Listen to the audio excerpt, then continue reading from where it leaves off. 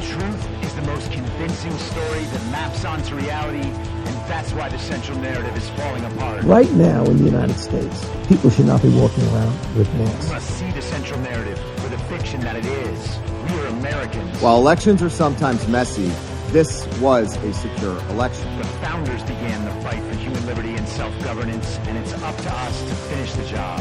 I'll tell you what, we are in a truth emergency right now. This is the end game.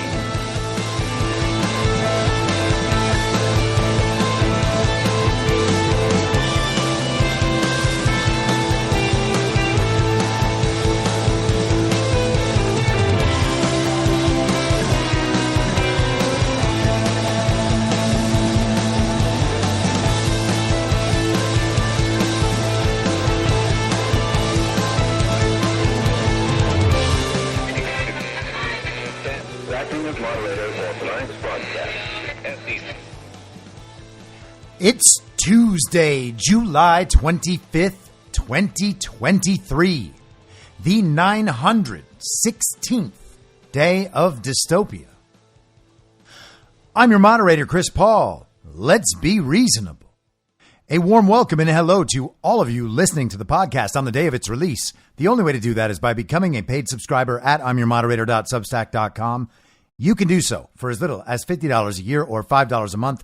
And in doing so, you will be supporting me, the work I do, and this show as it expands. And if you can't, or you simply don't want to, continue listening to the podcast for free a couple days later on a wide variety of podcast platforms. And of course, Rumble. All I ask is that you share it with your friends. You can find the links to the podcast, the writing, the social media, and the merch site by visiting linktree.com/I'mYourModerator. Now, if you've been listening to this show for any length of time, you have probably heard me talk about how I was banned from Twitter and Instagram in the fall of 2020. I got banned from Twitter on October 26th for calling a portly blue check country musician who no one has ever heard of retarded after he said that Donald Trump believed coyotes were bringing drugs and trafficking humans across our southern border, and he thought Trump meant the wild dogs and not the slang term for the actual traffickers of drugs and people who are referred to as coyotes. Now, if you're not allowed to call that guy retarded, there is something wrong with the world. And of course, there was something wrong with the world, and I was banned for almost 2 years. Didn't get my account back until September of last year. Now, you might be wondering why the hell I'm rehashing this story right now. And trust me, there's a good reason. And here it is. I want to tell you about an interaction I had last night on Twitter with a person who is prominent enough in Hollywood to really know what's going on. And I'm talking about a woman named Justine Bateman, who I have absolutely no problem with.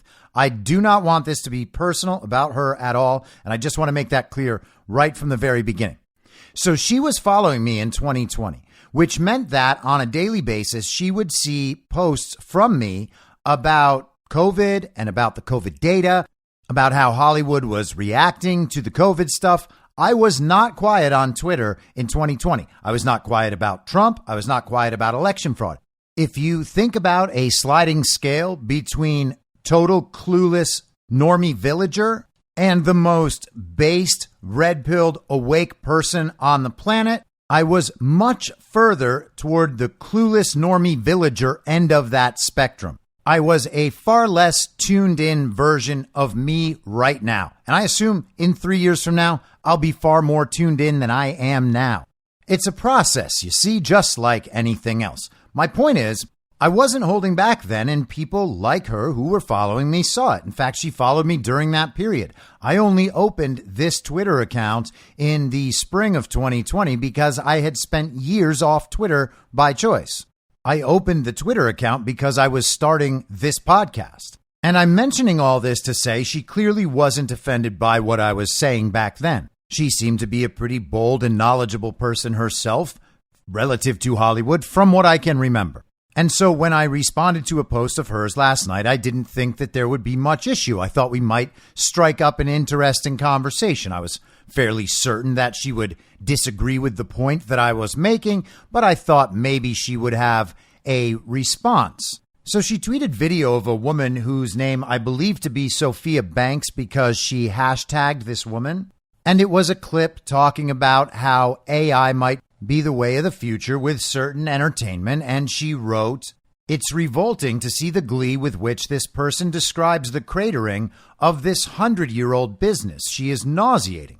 And she was talking, of course, about Hollywood. We know that the writer strikes are going on there. Now the actors strike as well. Everyone is worried about AI. The writers are worried about AI, believing that AI will be tasked to write scripts. All writers will be doing, they will be relegated to checking the work of the AI, which is not by any means writing. Of course, you could argue that rehashing all the tired tropes of Hollywood film and television are not exactly writing either for most of the people doing it, but I digress. And actors are worried that AI will replace them as well. Their biometrics are recorded, their voices are recorded. Both can be fed through AI to create their likeness, their voice in whatever manner one might choose. And then at that point, you don't need the writer, you don't need the actor. AI has made your business obsolete. And that's what Justine Bateman was commenting on. She doesn't think that it's good that people are gleeful about potentially making the film business and television business obsolete. And that's just fine. A lot of people in Hollywood believe that those two businesses are always artistic. That is not true.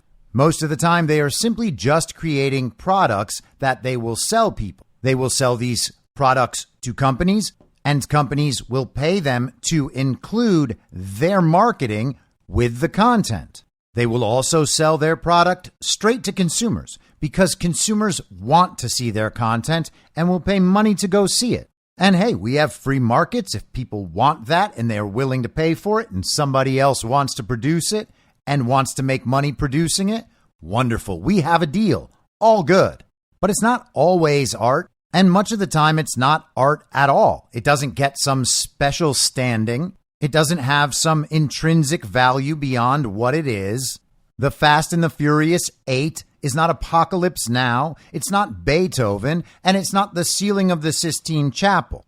It's a movie with cars and explosions and whatever pop culture references are trendy at the moment. It's supposed to keep people entertained while their heads are filled with bad ideas. But you're not allowed to say that in Hollywood. Part of the deal in Hollywood is that everybody calls what everybody else does art, which then makes it important, which then means that they have to have Cinderella-style balls so that they can congratulate one another by handing each other creepy little statues and trophies. But you're not allowed to talk about the business this way because it's art. And since it's art, it has to be valued on its own. It must be preserved at all costs. It must be revered at all times. It is therefore absolutely disgusting that someone might delight in the fact that the industry is having problems. And as you might imagine, people in the industry out there are very committed to getting on the right side of this issue, of these strikes, of the AI elements, all the issues. Everyone knows you get a bonus for being the most socially conscious person out there. Like when Mark Ruffalo decided it was his life's mission to save Native Americans by blocking the Keystone Pipeline. All the tribal leaders saying, "Please, Incredible Hulk, save us." But I don't want to totally make light of it. Of course, these are real people with real jobs, and people are probably having a hard time with the work stoppage. And I do feel sympathy for those people having to go through that thing, but that sympathy ends at some point. And I decided to mention in a reply to that tweet why the sympathy she was seeking may not be on the horizon. And I said Hollywood thought it was funny that coal miners be permanently unemployed. And that's not a conspiracy theory. I'm not making that up. Hollywood literally mocked coal miners who were worried about their jobs because we needed to move beyond that. And by the way, I agreed with those people at that point. So I'm not trying to obscure my own past here. I'm just saying this is really what happened. This is really the attitude of that town and the people in it at that point. Journalists were mocking people as well. This is where the whole learn to code thing came from. People complained that all of these people working their asses off, generational labor, trying to provide the resources that keep this country and its economy running, those people were mocked and told, well, hey, sorry you don't have jobs anymore, but, we got this climate change thing we can't stop talking about. And if people are going to take us seriously, then it has to look like we're making progress. And so the progress we're going to make is we're going to reduce the country's energy supply and also fire all you people because you're backwoods, small town white folks, even though they're not all white. So your jobs, your careers, your livelihoods, they just don't matter. Sorry about that. Hollywood didn't hesitate to make that case. I went on. Hollywood has advocated for entire industries necessary to a functioning economy to be outlawed to solve non-existent crises. Hollywood advocated unending lockdowns for COVID with no concern about whose livelihoods were destroyed. Hollywood has propagandized the shit out of this country for those 100 years without guilt, remorse, or apology. It's insane to me that everyone thought this thing was never going to come for Hollywood. And by that, I mean this whole thing that is happening culturally, it's going to eventually touch everyone. I have said this many times. It is now touching Hollywood, and they are crying that it is totally unfair and that the rest of the country should be supporting them. I concluded by saying everyone could just leave the ridiculous union system behind and make art if they're artists. It's weird no one does that. And that's absolutely true. There are parallel industries to Hollywood already coming up right now. Each and every person in that town could just simply leave the union system behind, leave the studio system behind, go out and begin figuring out how to make films on their own with their talented friends. And we would probably have a better film industry in a very short time, couple years, few years. But they won't do it because they're seeking the approval of that industry. They want to impress the gatekeepers in that industry, even while knowing what it takes to do that. And I'm talking about interactions with the people in this world like Harvey Weinstein, for instance, the sacrifices and the compromises people out there make. You see, the thing is, they don't actually care about making the art. They care about being successful in that industry so that other people will be impressed by their success. It is the absolute pinnacle of the party of false decorum. So after I responded to this post and people started replying and responding to the post, after the post got a few thousand views, Ms. Bateman must have finally read my comment and read some of the comments responding to that and gotten a little upset. And at that point, she went ahead and blocked me and then hid that post so that anyone else looking at her post would not see that.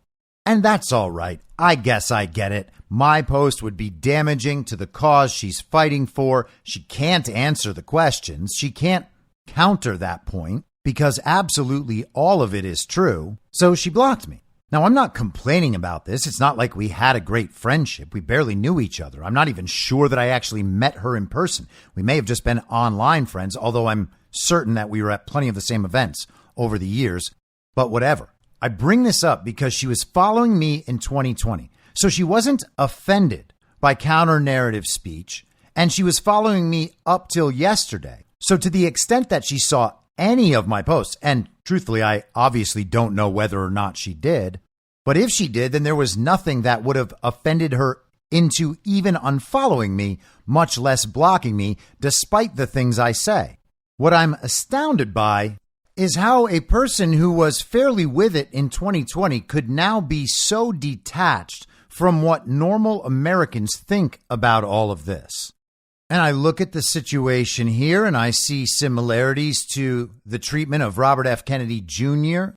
and the attempts to marginalize him. I see similarities with the Ron DeSantis campaign and the other Republican also-rans, believing that there's some opportunity out there to win a primary against Donald Trump. And I'm absolutely baffled at the degree of derangement that these people must be experiencing because nothing about the real world right now, if you've been paying attention over the last few years, would suggest that Hollywood would find any sympathy from the American public while striking, or that Robert F. Kennedy Jr. could be marginalized to an effective enough degree to make Joe Biden seem viable, like a smart decision, or that the same would apply to Donald Trump. And I thought, how is this possible? Well, we know how it's possible. It's possible because of the censorship and the propaganda. I wasn't the only person to get censored around that time. There were certainly people censored before I was, and then plenty of people, of course, were censored after I was too. But that second half of 2020 was the massive wave of censorship. They began getting rid of the COVID people. They began getting rid of the mail-in ballot people, the election people. And then throughout 2021, we saw them begin to shut down the insurrection people and then the vaccine people. Just wave after wave of people being banned from the conversation because they were saying the no-no words. Now, I've talked before about how I call Twitter the intellectual kids table. The reason I do that is because when the censorship came down, a lot of people worried about the status of their quote-unquote platform. They knew it was wrong to censor, but they also knew that other people were being censored, and they didn't want to lose their platform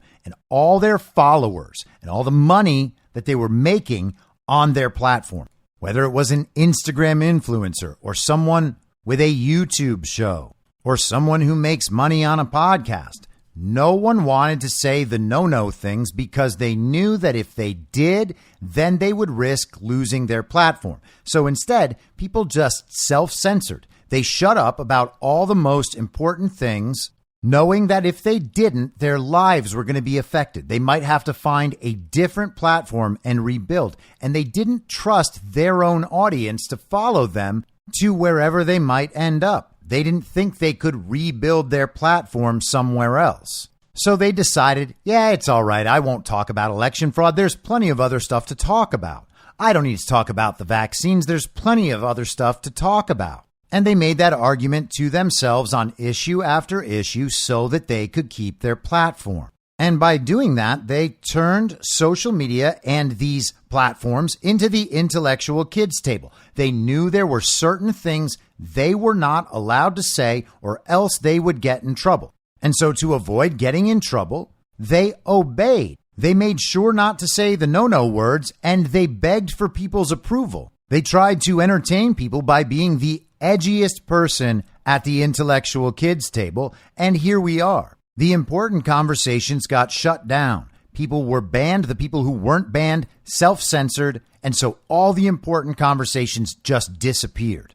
Now, it's bad that that was all done from the top. It's bad that the government colluded with all these various companies to censor people. But it's also bad that the people who were consuming this content, who were on the right track with these ideas and understood that something was wrong, accepted that the people they had been listening to were censored because of disinformation.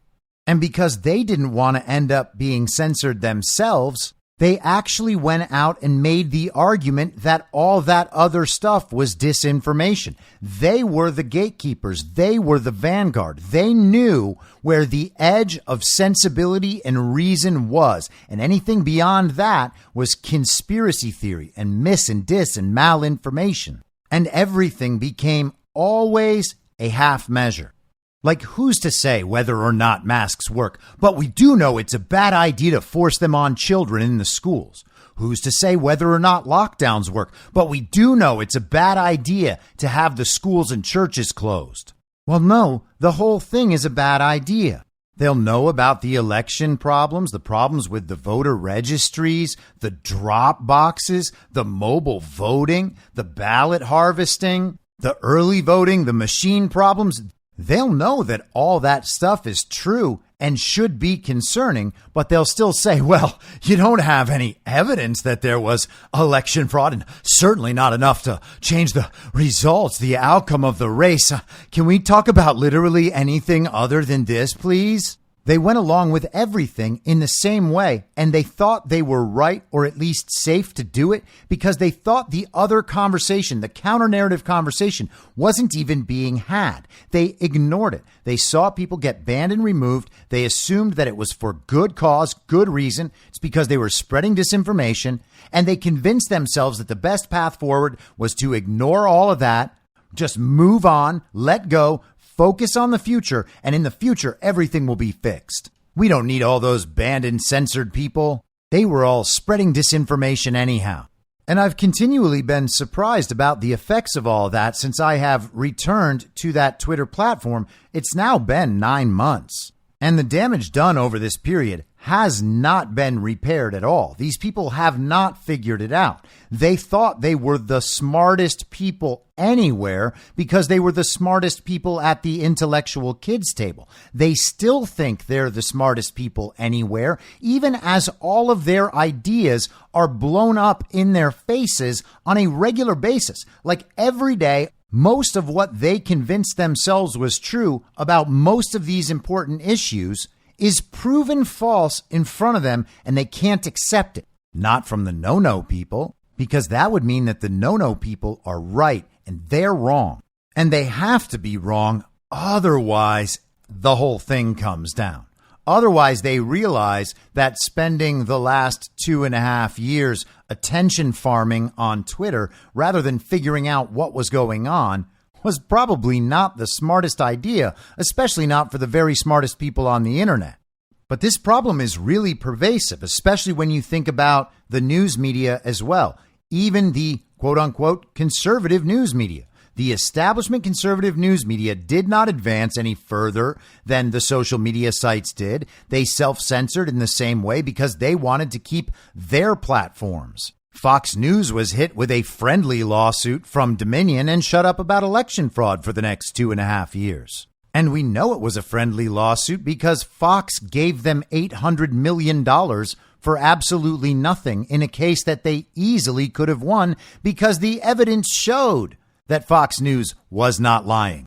These people decided to forego the counter narrative about every important issue, and they still believe that they have an accurate perspective on the belief of American voters out there. While nothing could be further from the truth, there's not going to be a popular social movement to save the writers and save the actors, particularly not from their own commie unions and the global regime studios that they serve, that they work hand in glove with, and not for the benefit of labor. The unions exist to convince the labor that they're getting the best deal from the studios they can possibly get, and if they don't approve of it, then they are actively hurting the most vulnerable members of their own community.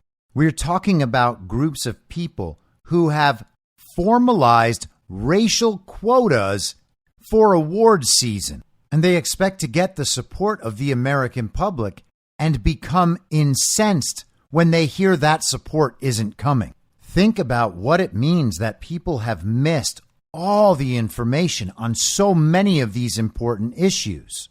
Think about the impact that's had. That is the consequence, the fallout of this censorship regime. Anyone who accepted it and went along with it has been left absolutely clueless about what's happening and what is ultimately coming. And I bring all this up to reassert what I suggested a few weeks ago, and that's that we have some major revelations and some major motion on the horizon when it comes to election fraud and the exposure of the fact that our elections are stolen all around the country at every level, not just once. It's got nothing to do with Trump.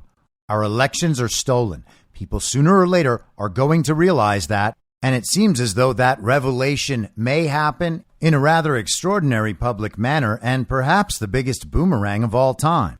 Now, we discussed last week the angle that Special Counsel Jack Smith might take, legally speaking, to attempt to prosecute Donald Trump, and how much of this was stemming from the January 6th investigation.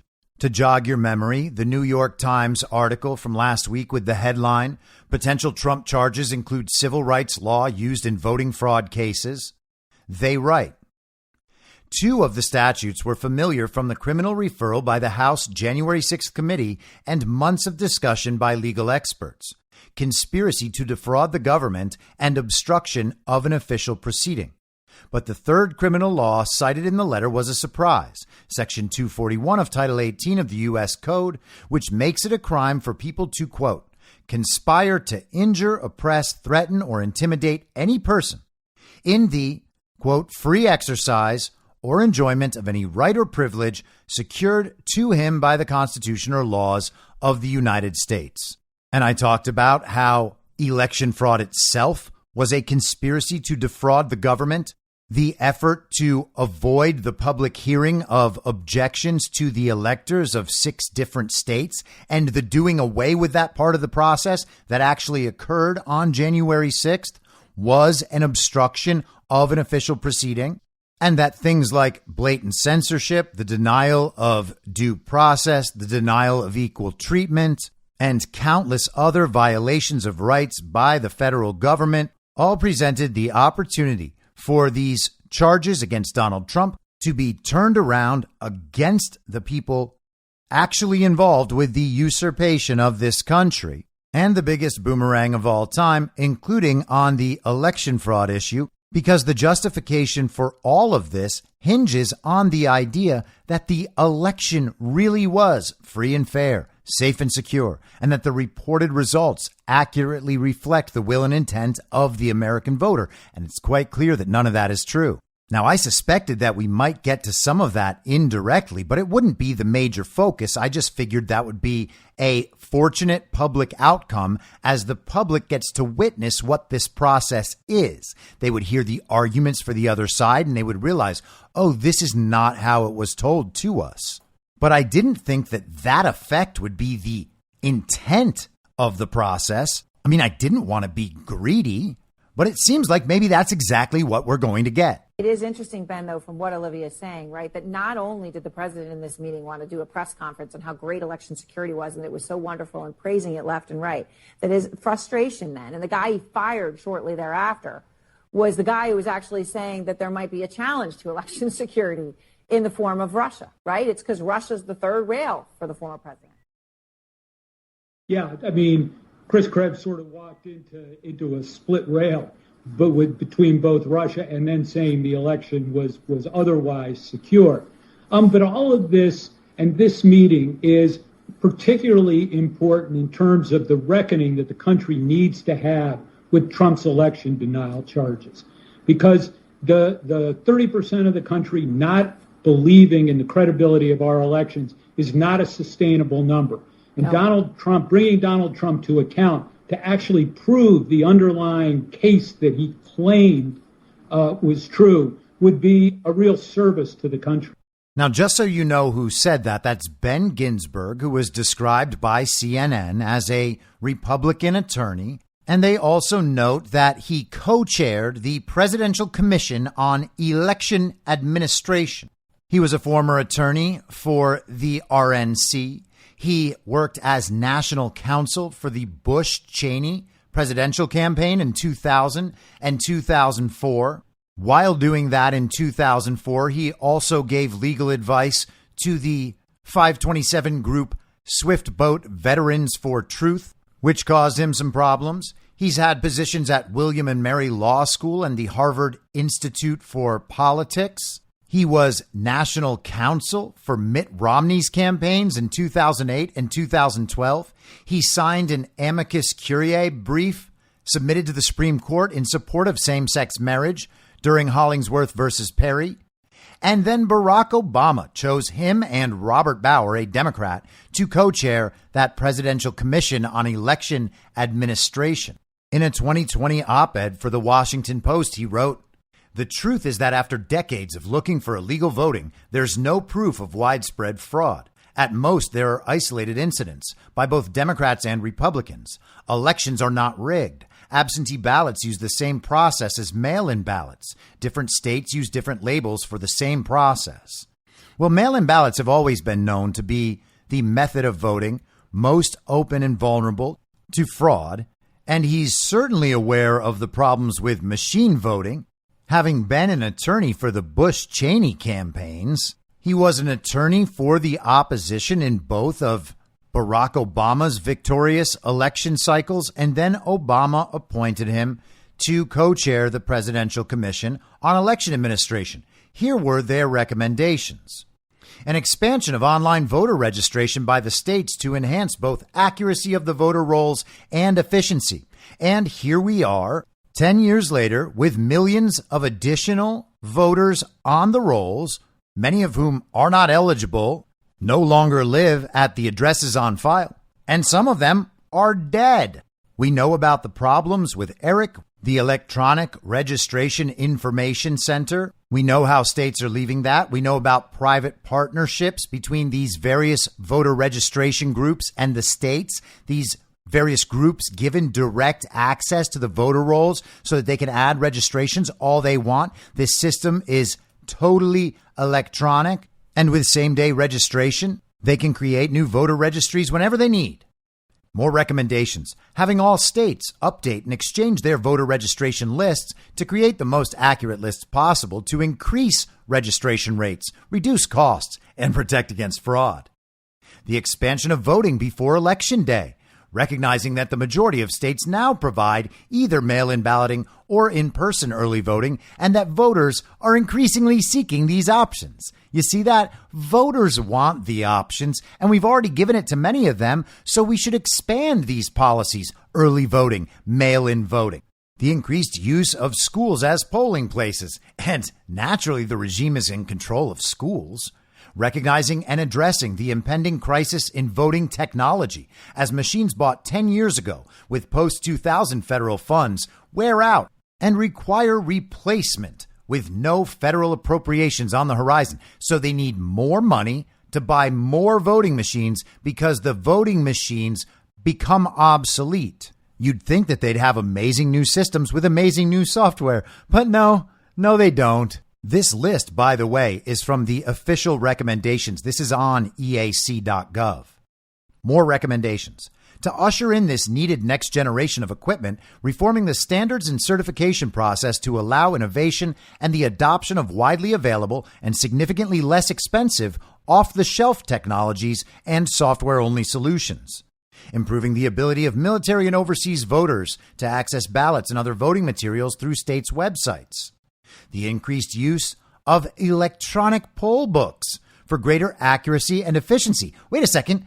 Can those be hacked? Were those hacked? Oh, yeah, they totally were. But we got to increase their use. Assuring that polling places are accessible to all voters, are located close to where voters live, and are designed to function smoothly. That's weird. Why did they reduce the number of polling places and shift to large, centralized voting centers? And there are a few other recommendations as well, but each and every one of those recommendations is now clearly visible as a problem in the election system. So this Presidential Commission on Elections Administration, empaneled by Barack Obama, gave a series of recommendations that have all made our elections less secure, and it is this man, Ben Ginsburg, who was co-chairing that commission. He essentially compiled a report that encouraged the government to make it even easier to steal elections. Each and every one of those recommendations goes in the opposite direction of election integrity. And now he is saying that what we need is a public reckoning about Donald Trump's claims of election fraud, election theft, and election interference. And he is actively championing the idea that that reckoning be held during this Jack Smith trial of Donald Trump, stemming from January 6th and the information that the sham January 6th committee put together. And that, my friends, is absolutely glorious. That is a fantastic idea for us. That is spectacular. I would absolutely love to see them try that. And it is such a bad idea for them that you almost have to think that Ben Ginsburg must be working undercover. And that, my friends, is why I shared the story about Hollywood's cluelessness and the intellectual kids table. I often go back and forth thinking about whether or not it's possible that these people actually think everything out there in the public is like it was before, and they can just tell their stories and have people believe them. There's this weird effect that is totally unknowable when you're asleep, but when you have woken up, you see all of these stories for exactly what they are, and rather than having the effect intended by those telling the stories, the effect is the exact opposite. Does Ben Ginsburg really believe that putting claims of election fraud on display in front of the entire country while trying to take down Donald Trump, bring Donald Trump to his reckoning, does he really believe that that's going to work and that people are going to believe that? People are going to see Donald Trump as evil for making these claims?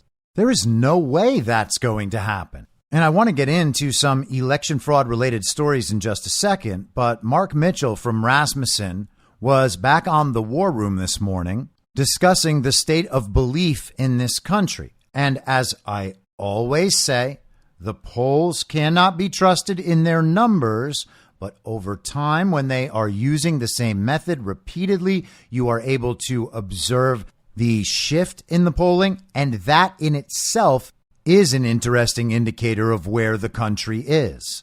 Here's what he said today to Steve Bannon. Your math, sir, correct me if I'm wrong, shows that it's a much bigger crisis when it comes to the 2020 election and people's just understanding of election fairness, integrity in this nation, sir? Absolutely. I wish he cited his source. I bet that we poll more on the issue of election integrity than that pollster polls on everything all year. 62% of voters think it's at least somewhat likely that cheating affected the outcome of the 2020 election, 30%. 65% of voters think it's at least somewhat likely, including 55% of Democrats, that cheating is going to affect the outcome of the next presidential election. And half of America agrees with the statement that there's absolutely no way that Joe Biden got 81 million votes in 2020. So Ben Ginsburg is claiming it's only about 30% of the country who thinks that our elections are stolen. That is clearly, patently, obviously false. And I have to say, I do love that the questioning has changed into the framing I have been using for years now, which is there's no way in the world that Joe Biden got 81 million real lawful American votes. That is the way to approach this issue, and a lot of people out there have adopted that language and that framing. And that, of course, is wonderful news. Rasmussen reports over 60% of Americans know that the election in 2020 was stolen. Over 60% of Americans expect cheating to affect the outcome in 2024. Ginsburg says 30% is unsustainable. Well, how about 60%, 65%?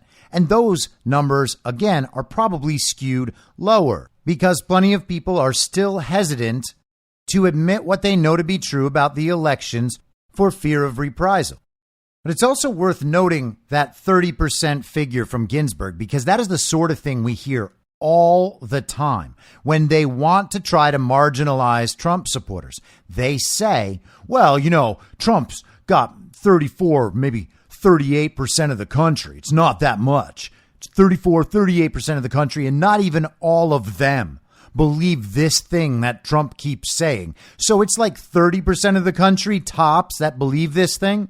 As if no independents believe it, no non-MAGA Trump supporters believe it, no Democrats believe it. It's only this weird, marginalized, extreme fringe view of MAGA, but not even all of MAGA, and Trump's only 34, 38% of the country. So it's only a 30% view out there. Virtually no one believes that the elections are stolen. They use these numbers all the time about anything. And because of that child-brained villager thought process I just described, that number always makes sense to them. They're like, oh, yeah, well, they're talking about Trump supporters. And it's not all Trump supporters who believe that, of course, because, you know, they don't all believe the same thing every time Donald Trump says something, even though they are complete and total cultists. But it's definitely not all of them who believe that crazy thing.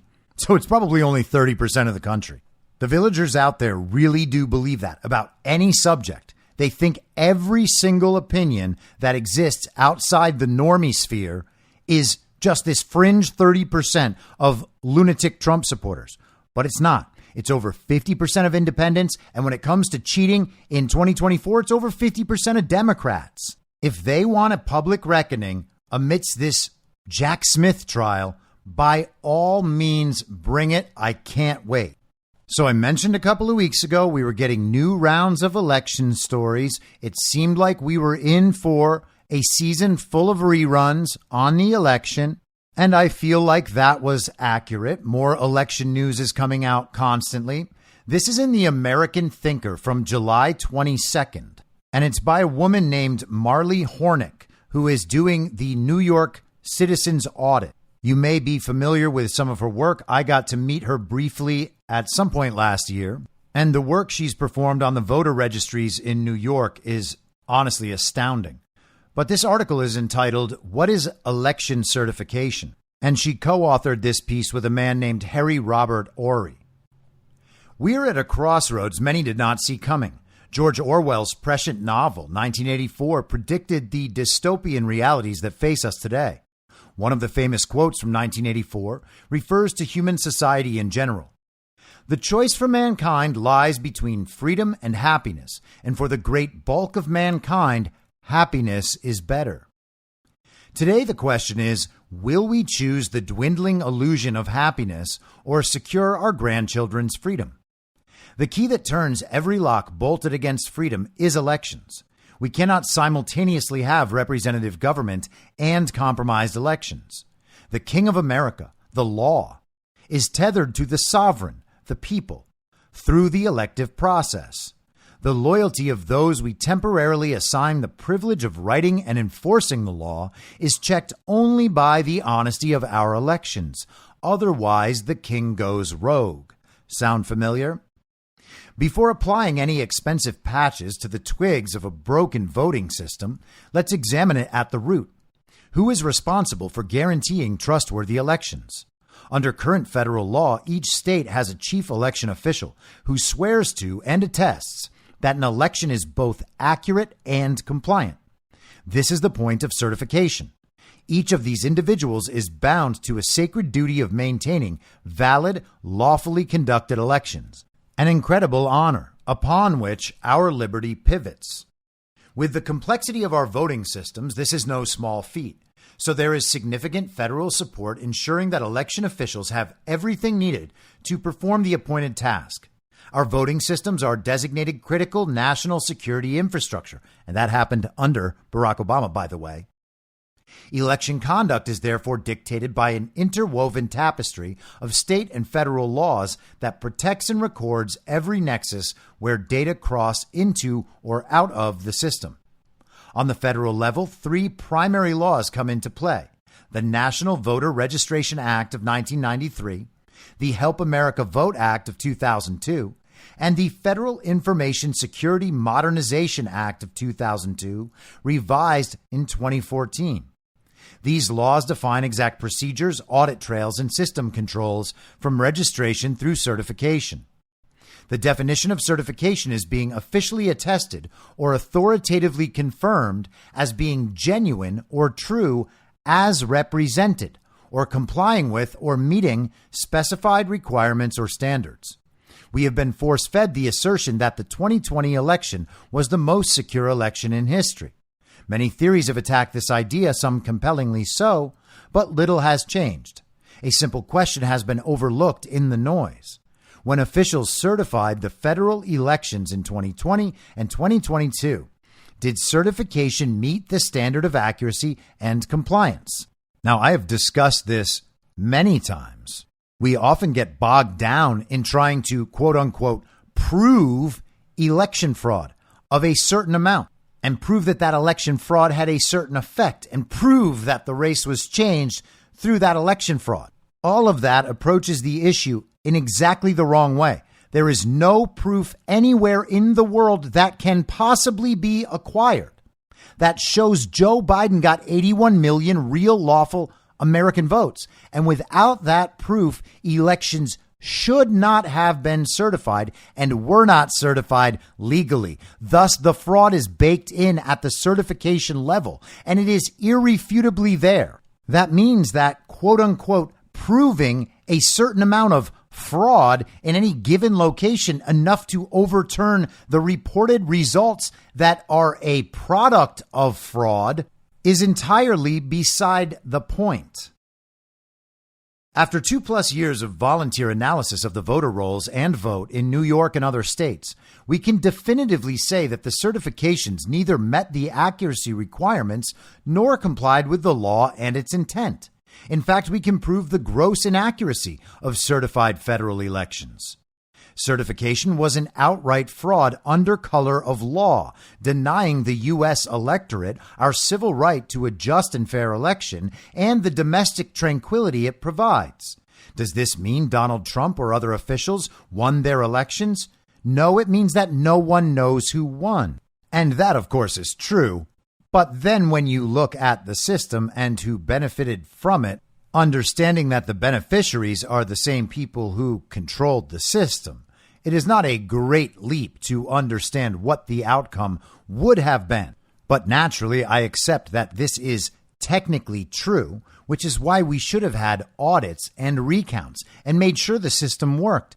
And if the election held under that system was irredeemably flawed, then a new election should have been held. And I was saying this throughout the end of 2020 and the beginning of 2021. But back to the article. Our findings are extensive and disturbing. 1. Massive vote-to-voter discrepancies. That means the number of votes and the number of voters are not the same. 2. Millions of legally deficient voter registrations. Millions and millions all over the country. Millions in individual states. Number 3. Gross failure to determine if all votes were from unique individuals qualified to vote. Number 4, peer-reviewed evidence of an algorithm creating fake and unlawful voter registrations embedded in the New York State voter rolls. And if you want to see exactly how that was done, you can find videos of Marley Hornick explaining the entire thing. New York Citizens Audit, Marley Hornick, MarlyHornick. What she explains will knock your socks off. Number 5, pervasive failures of identity resolution prior to registration. That means that for many of these registrations, there is absolutely no reason to believe that the person registered represents a real person that could be verified. 6, failures of procedural process requirements. And 7, massive numbers of tallied votes that have no valid state identity information. We are being continually hammered by pernicious media to deny the reality staring us in the face. In other American eras, how would such rampant misconduct be addressed? Way back in the olden days of 2017, the DOJ published an official guide on prosecuting election law violations that includes many powerful statements. And she cites from this guide. Election fraud. Fraud usually involves corruption of one of 3 processes: the obtaining and marking of ballots, the counting and certification of election results, or the registration of voters. And we have problems at every one of those levels. We have verifiably fraudulent or unverifiable entries at each one of those levels and blatant violations of the law. By definition, that means there was election fraud. Federal jurisdiction.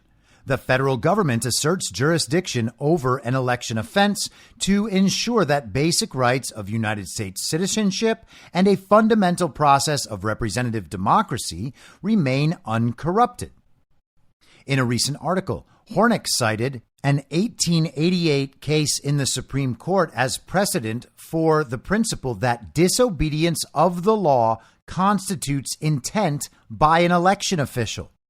The law says federal elections are a zero-trust operation, requiring zealous exactness on the part of administrators. Zero trust. That means that they have to prove that what they did was right. We don't have to prove that something they did was wrong beyond a shadow of a doubt to the point where everybody agrees and admits, okay, yes, that was wrong. or to the point where the media will tell everybody, okay, yeah, they did the wrong thing. Zero trust. They have to be able to positively show everyone that what they did was right. I have been screaming this for nearly 3 years now. We are getting all of this backward by falling into the trap where we have to prove to someone, to the degree they require, that fraud happened in this place, in this or that way, and it would have had this or that effect. And then you have to do that enough times to convince them that each one of the swing states was wrong. And then you have to keep going beyond that if you actually want to make the claim that the system is actually designed and set up to allow for stolen elections. And you have to do all of this while they plug their ears and whine and cry and shout about baseless claims and no evidence. Back to the article. More language from the same DOJ document defends this assertion. Federal interest in the integrity of the franchise was first manifested immediately after the Civil War. Between 1868 and 1870, Congress passed the Enforcement Acts, which served as the basis for federal activism in prosecuting corruption of the franchise until most of them were repealed in the 1890s. They cite that same case. Many of the Enforcement Acts had broad jurisdictional predicates that allowed them to be applied to a wide variety of corrupt election practices as long as a federal candidate was on the ballot. In Coy, the Supreme Court held that Congress had authority under the Constitution's Necessary and Proper Clause to regulate any activity during a mixed federal/state election that exposed the federal election to potential harm, whether that harm materialized or not. Coy is still good law, and this is from that DOJ document about election fraud. Back to the article. Even if investigations were to reconcile all of the votes and no decisions changed, the certifications were still perjury. New York voting data are in a state of total loss of control. The inescapable conclusion is that election officials either botched or destroyed the validity of our elections, thereby destroying the trust Americans deserve to have in the election process. The mainstream liars decry our evidence as damaging to our republic while denying the misconduct that lies in plain sight. We are not about who won the 2020 and 2022 elections. We demand that our election officials obey the law. Through our organization, United Sovereign Americans, we intend, 1, to make sure 2024 is a lawfully conducted election nationwide. 2, to expand our effort to train other states on how to do these investigations. Many following our lead are already finding the same problems. 3, to hold the perjurers who are destroying our democratic republic accountable. 4, to make sure systems in use are free from manipulation and abuse. And 5, to file legal challenges to misconduct of elections and sue those that broke the law. Continuing with Orwell, quote, "And if all others accepted the lie which the party imposed, if all records told the same tale, then the lie passed into history and became truth," end quote. And they conclude, "At United Sovereign Americans, we insist upon the real truth, and we stand for freedom." And I really love the work that Marley Hornick has done. I find her presentations on the problems with New York voter registries to be absolutely compelling. And I think this article is great because this is the real point. None of the elections anywhere were legally certified. It doesn't matter how much of the process they went through. It was a fraud at each and every step of the process. Each and every official tasked with these certifications has a fiduciary duty, in addition to any oaths they've sworn, to make sure that the results they are certifying are accurate and according to the law, and none of them did it. This isn't a revelation. I have been saying this for nearly 3 years now, as have many others. Each and every bit of the process was a fraud.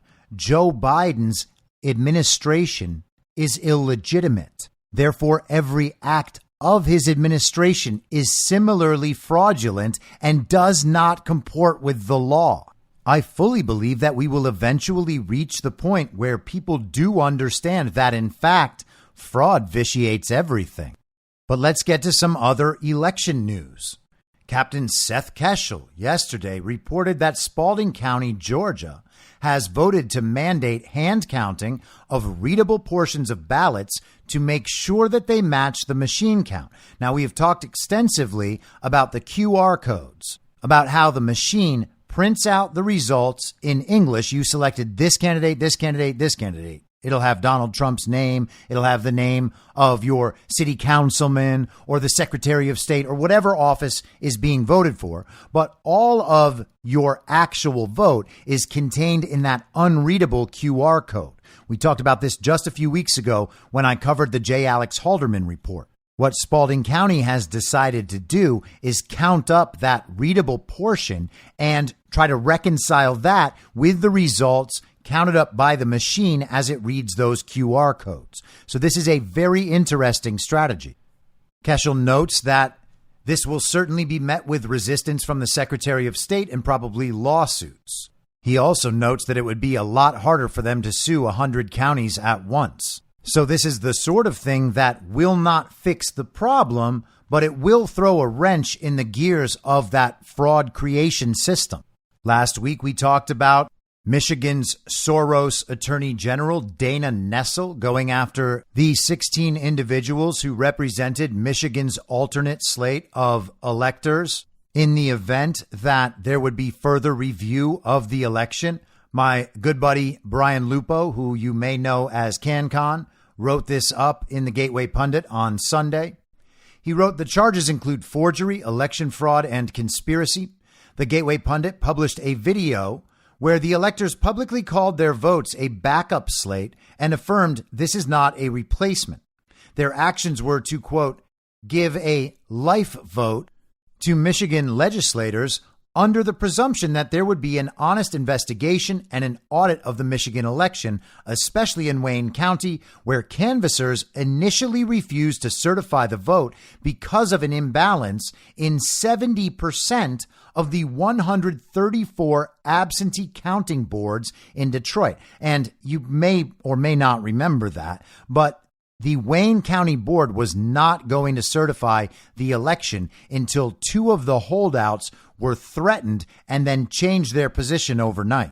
Lupo writes that Michigan's House Elections Vice Chair, Representative Rochelle Smith, has released a statement arguing that what the electors did was completely legal, completely valid, and anticipating that there would be an honest investigation into Michigan voter fraud. And here is her quote from the statement. I was an election clerk before entering the legislature, and I'm very familiar with the administration of our elections. What the Trump electors did in 2020 was completely legal, completely valid, and anticipating that there would be an honest investigation into Michigan voter fraud. The Trump electors were preserving the ability for a voter fraud investigation to happen after December 15th, 2020. The Trump electors committed no forgery, no fraud, and zero violation of Michigan's election laws. Dana Nessel knows this, but she brought charges against these people anyway. Our Michigan Attorney General is an absolute disgrace to the rule of law. This is a political prosecution by an attorney general who shamelessly abuses the law for the basest of political motives. Dana Nessel, as attorney general, is a threat to the rule of law and our system of governance. Now, obviously, I have no ability to predict the future here, but this seems like blatant lawfare that will eventually blow up in their faces. It's going to be very hard to convict these 16 people. I would certainly never argue that our courts are free of corruption and that convictions like this would be impossible, but certainly they would be impossible under any fair system. And I imagine that by the time any of this could possibly go to trial, the country is not going to have much of an appetite to prosecute and punish people like this, especially not at this point with so many people understanding that our elections are in fact stolen.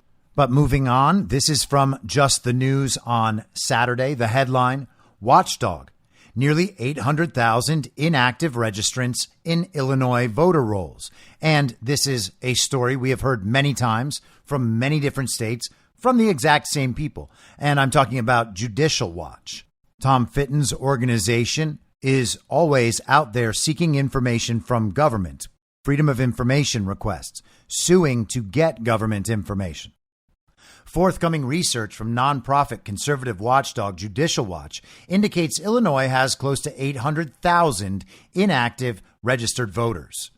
Judicial Watch announced Friday a federal judge ordered the Illinois State Board of Elections to turn over voter roll data to the Illinois Conservative Union and 3 registered voters. The state had allowed review in person in Springfield during limited hours, but that was 200 miles from where the plaintiffs live.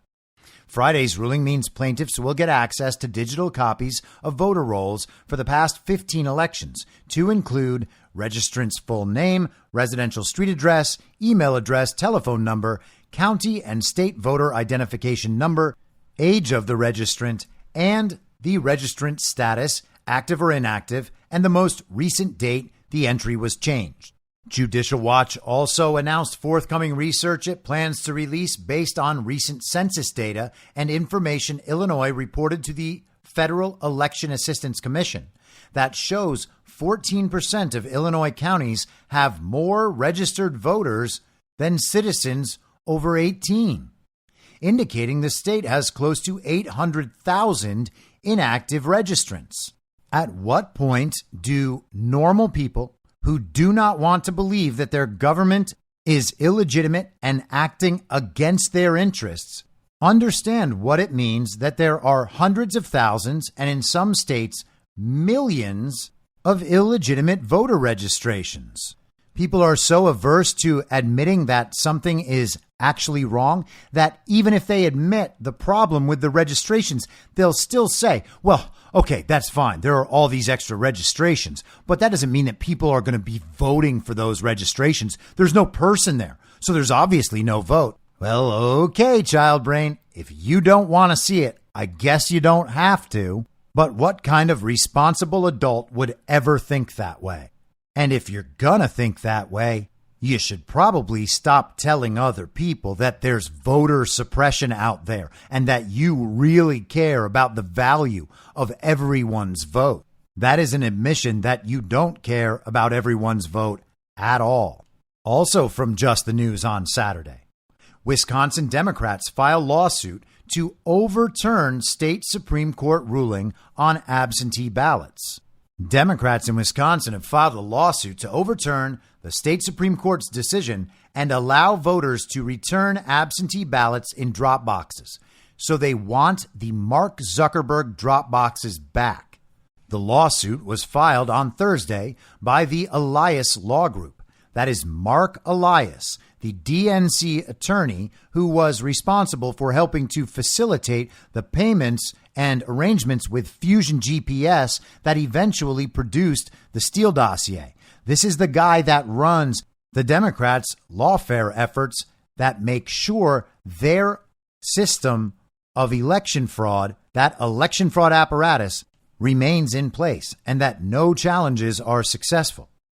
The attorneys argue that the ban upheld by the Wisconsin Supreme Court, quote, burdens the right to vote and makes voters depend on the Postal Service's, quote, unsecured mailboxes.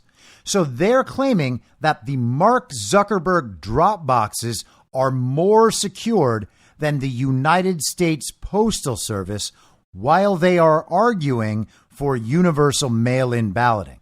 Again, this is so blatantly awful that at some point you have to wonder if Mark Elias is like a double agent trying to help us. Previous campaign cycles have put a much-needed spotlight on the blatant attempts to use restricted access to absentee voting as a means of voter suppression. Anissa McMillan, a plaintiff in the lawsuit, wrote in a press release, as a result of this, vulnerable communities, including people of color, face extraordinary barriers to casting their ballots, she added. We hope this legal effort will bring relief to Wisconsin voters while expanding access to the ballot for every eligible voter in the state.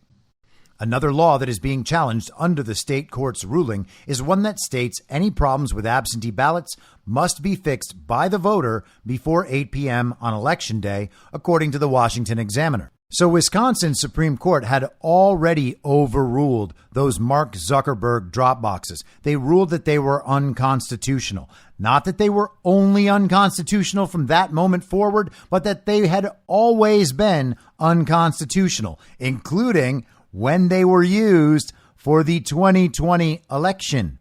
How in the world can you say that Joe Biden was legitimately elected when one of the state's elections was unconstitutionally held? This isn't new information. This has been true the entire time. And apparently Mark Elias is going to do PR for us and announce this all to the world, which is wonderful. And in Georgia, we have the Georgia State Election Board suing to procure True the Votes evidence. The group from 2000 Mules, Greg Phillips, Catherine Engelbrecht.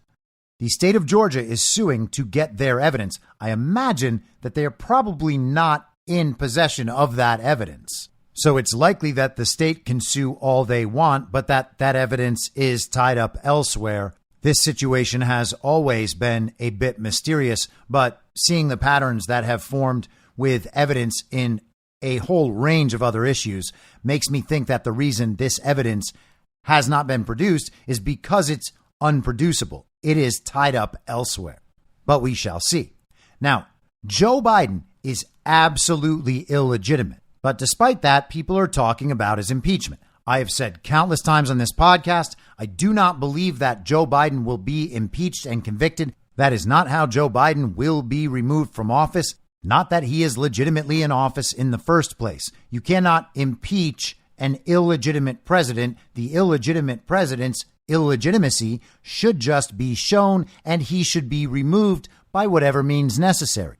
But that does not mean that we will not have an impeachment inquiry, an impeachment hearing, articles of impeachment passing, or any of that, only that is not what will remove Joe Biden from office. Assuming the process was all real and as presented to us, the face value interpretation would still indicate that there's absolutely no way Joe Biden will be impeached and convicted and removed, because that would require 2/3 of the Senate, and there's no way in the world that would happen.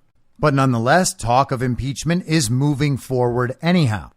And again, as in everything, the real question is, do these people who we would expect to be closer to these situations and have more knowledge of these situations than conspiracy theorists on the internet, is it possible that they actually believe the official story, that they actually believe the central narrative? They think everything is fairly normal. They got away with the election theft.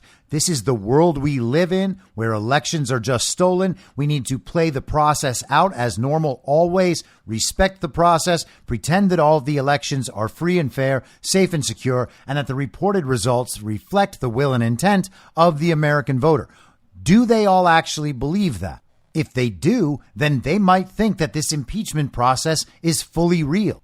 It is possible that people close to these situations believe that all of this really is as it looks to be, the face value interpretation. It's possible that people close to this situation actually think all of that is really true. There is nothing about their position of perceived power or access that suggests they are not similarly domesticated. We are talking about people who are corrupt and who are compromised, who are the beneficiaries of these systems. They're not going to begin questioning these systems that they depend on and from which they benefit so much. There's also the incentive naturally for any of these people who have gone along with everything throughout this time to have Joe Biden out of the picture, whether by impeachment or anything else that does not require an examination of his legitimacy.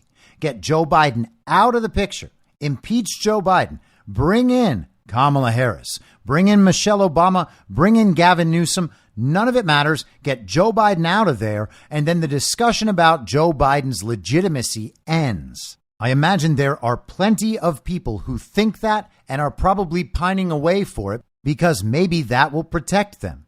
from this vulnerability they have created for themselves by lying about our elections for the last nearly 3 years. And so if impeachment can accomplish that for them, then hey, let's do the impeachment. This is the Republican Speaker of the House, Kevin McCarthy, with Sean Hannity last night. They bribed the Bidens, okay? This was given to the FBI. When Bill Barr finally found out about it, he sent it to his office in Philadelphia. They actually said that this was very credible. The FBI kept this from the IRS individuals for them ever to see it.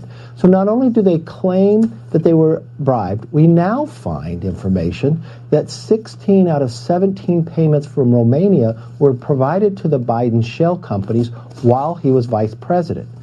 When President Biden was running for office, he told the American public that he's never talked about business. He said his family has never received $1 from China, which we now proved is not true. We now have some of the most credible whistleblowers. These 10-year IRS agents who have come forward said that the Biden family has been treated differently, that what Weiss has told us is different than what Garland and Weiss has told the public. And you're sitting here today where now you have found millions of foreign money, just what the 1023 alleges they did to Biden's family. Now we found that it has funneled through shell companies. If you're sitting in our position today, we would know none of this if Republicans had not taken the majority. We've only followed where the information has taken us. But Hannity, this is rising to the level of impeachment inquiry, which provides Congress the strongest power to get the rest of the knowledge and information needed. Because this president has also used something we have not seen since Richard Nixon, used the weaponization of government to benefit his family and deny Congress the ability to have the oversight. If we are talking about millions of dollars coming from our top geopolitical foes, and that the Biden family has been corrupted and took in all of this money, and he was complicit in that, wouldn't that mean that we have a criminal enterprise as president of the United States that had to be on every level compromised by countries that are not particularly fond of us? Well, it's interesting that the Biden family runs, if they say, a company but never had an office and shell companies to be able to pay through.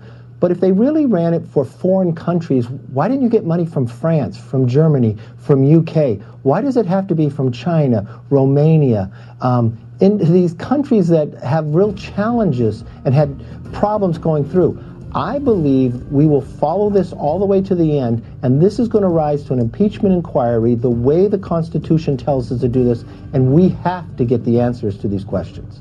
In the words of John Dean, a malignant cancer now is surrounding the Biden presidency, and those walls are closing awfully tight. This is not going the way I'm sure they wanted it to. And then we have on the other side of it the assistance of the DOJ and the FBI. That's Jim Jordan's committee. Mr. Speaker, thank you. And here is Republican Representative Ralph Norman today. If it's not accountability now for the highest office holder in the land, when is it going to be? So he's right to do it, and I think he's going to continue. And I think at the end of the day, he will be impeached. So it sounds like the path forward has been chosen, and we're going to see how that develops. We will probably get that public display of a few days or a few weeks of the impeachment process, just like we saw under Donald Trump. They pulled the Ukraine impeachment hoax, and then they pulled the impeachment hoax after Donald Trump, quote unquote, was not president anymore over the very violent insurrection he incited. We've seen how the process plays out. Now we're going to see that process play out in the other direction. Will we get more than one impeachment on Joe Biden? Will there be two impeachments because the first one failed? Now we need another one. Maybe we'll have two of them fail and a third, and Joe Biden will be the first thrice impeached president. We've been told so many times that Donald Trump is the first twice impeached president. Wouldn't it be great for Joe Biden to beat his record? Think about what we have witnessed over these last few years. Joe Biden may very well be the most corrupt and compromised politician in all of American history, not just presidents, politicians. Any of them at any level, it would be difficult to beat Joe Biden's 50-year career of political corruption. The man legitimately runs a political crime family that works with actual mafia. He began by selling his political office to Delaware-based corporations, and now he has expanded that operation around the world. They're not baseless claims. It's not a conspiracy theory. It's all evidenced, and all of it is finally coming to light. Think about these last few years. Nearly 3 years ago now, it was a conspiracy theory to say that the Biden laptop was real and that it actually contained evidence of Joe Biden's corruption and compromise and criminality. We had the letter from 51 former intelligence officials, and the media tried to cover the whole thing up. And throughout all of that, American voters, these villagers out there who hated Donald Trump and didn't want to take responsibility for anything, they just knew that they hated Trump and Trump had to be gone. Well, they were provided plenty of cover to hold that position. But now everyone knows all of that was true. They can't deny that the laptop was real. They can't deny that Joe Biden is compromised. The illegitimate administration is still trying to claim somehow or other that Joe Biden wasn't doing business with his son. Now, it's not that Joe Biden never discussed his son's business. It's that he somehow wasn't actually part of these individual shell corporations that they laundered money through. They just keep changing the terms of their denials. But everybody knows this has been years in the process, and now the general public understands that it was true. Not that it just became true. Not that Republicans are getting away with spreading disinformation and conspiracy theories.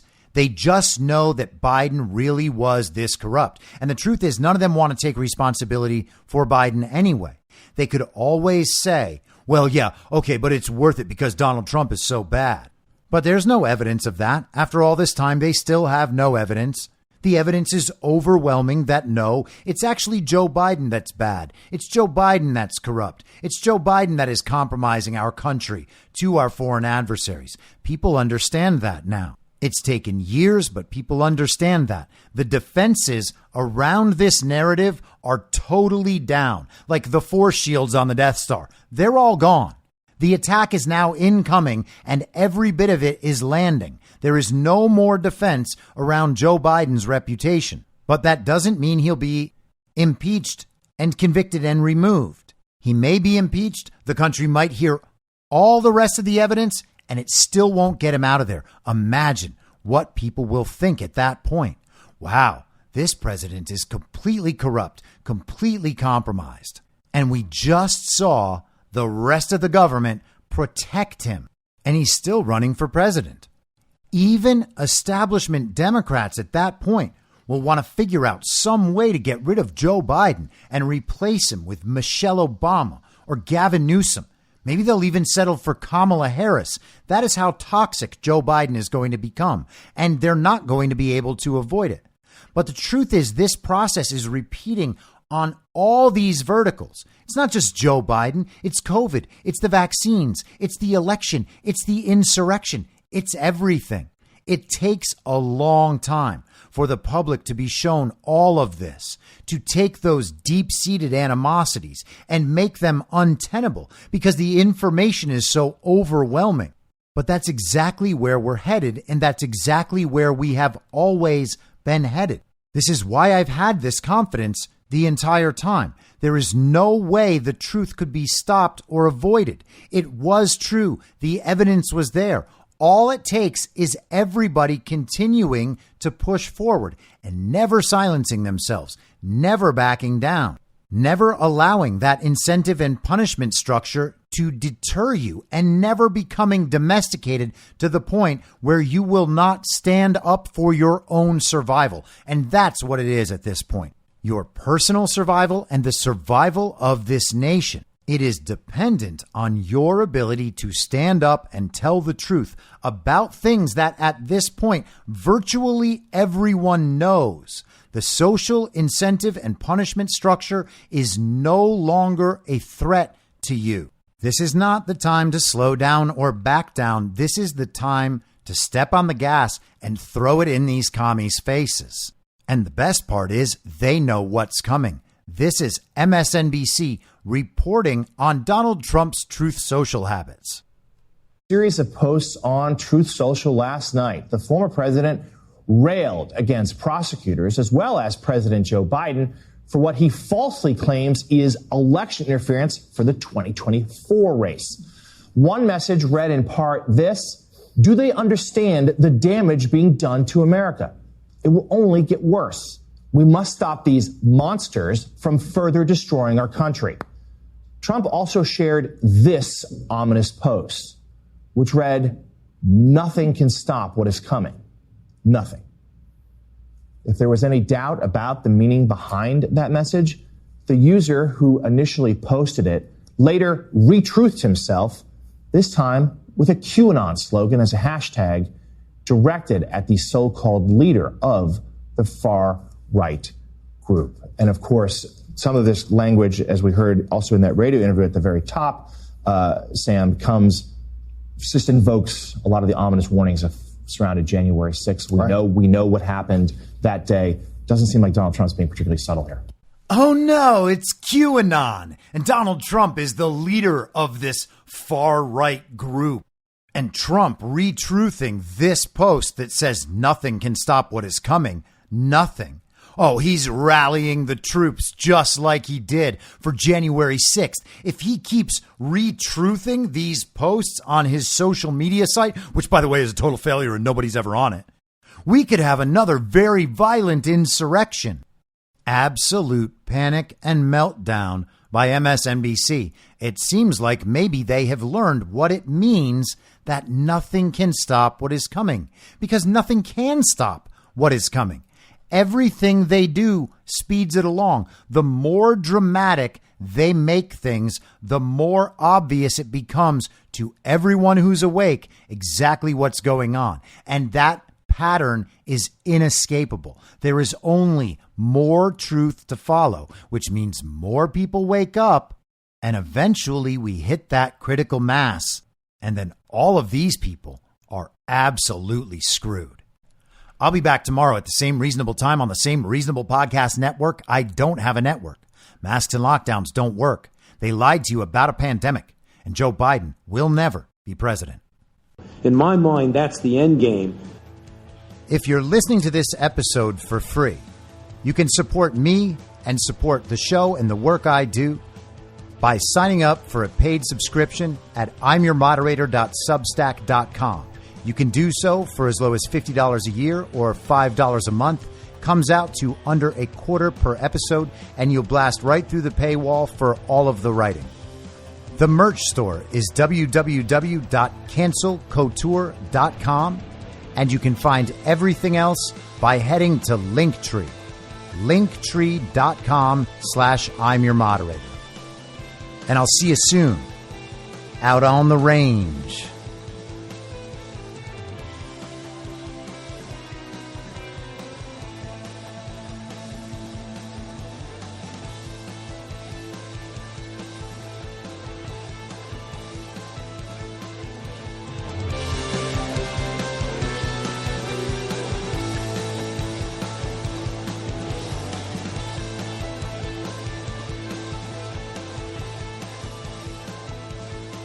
It's